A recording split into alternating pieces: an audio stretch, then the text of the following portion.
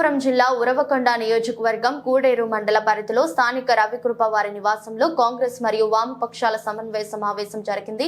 ఈ సందర్భంగా విలేకరుల సమావేశం ఏర్పాటు చేశారు.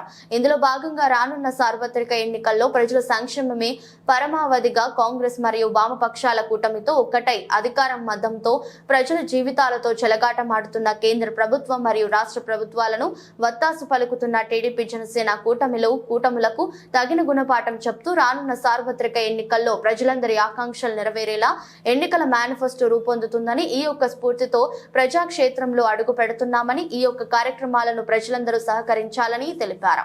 ఇదివరకే జరిగిన ప్రజా సాధికార సభను విజయవంతం చేసినందుకు ప్రతి ఒక్కరికి పేరు పేరున ధన్యవాదాలు తెలుపుతున్నామని ఉరవకొండ నియోజకవర్గం కాంగ్రెస్ నాయకులు రామానాయుడు మరియు వామపక్ష నాయకులు తెలిపారు.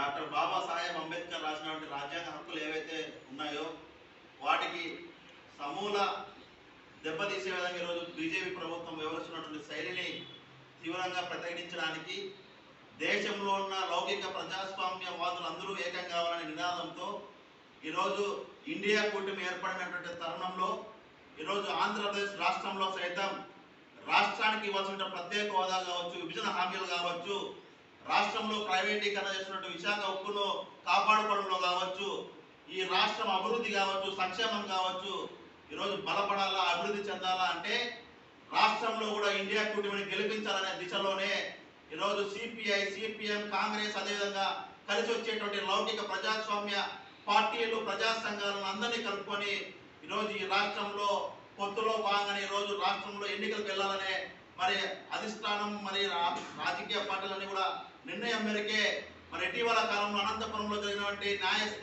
న్యాయసభ ప్రత్యేకమైన ధన్యవాదాలు తెలుపుకుంటా ఉన్నాం.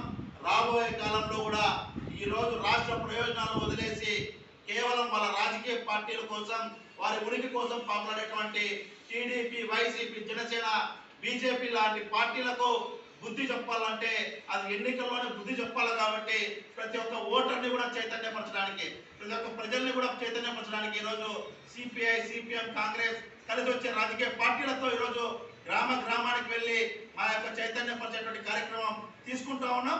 ఖచ్చితంగా ఈ రాష్ట్రంలో వైసీపీ నిరంకుశ పాలనకు, అదేవిధంగా బీజేపీకి తోడుదొంగలుగా ఉన్నటువంటి టీడీపీ, జనసేన లాంటి పార్టీలకు కూడా బుద్ధి చెప్పడానికే మా యొక్క ఈ ప్రారంభ కార్యక్రమాన్ని మరి భవిష్యత్తులో నిశ్చయంగా జయప్రదం చేస్తామని తెలియజేస్తా ఉన్నాం.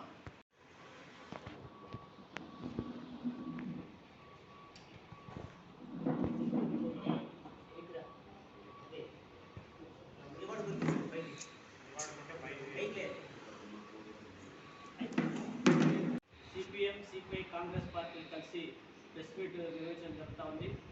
ఈ యొక్క ప్రెస్ మీట్ యొక్క ఉద్దేశం ముందుగా మిత్రులు మాట్లాడడం జరిగింది.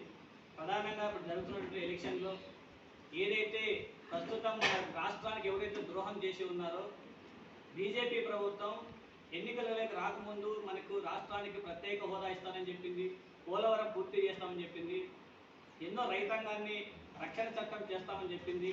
ఈ రకంగా ఎన్నో వాగ్దానాలు చేసిన బీజేపీ ప్రభుత్వం తిరిగి ఈరోజు మూడోసారి అధికారంలో రావాలని చెప్పేసి తన రామాలయం పేరుతో రోజు ప్రజలు మరొకసారి మోసం చేసి ఈ రకంగా ఎలాగైనా గద్దెను ఎక్కాలని చెప్పేసి మూడోసారి అధికారం రావాలని చెప్పేసి బీజేపీ ప్రభుత్వం ప్రయత్నం చేస్తూ ఉంది.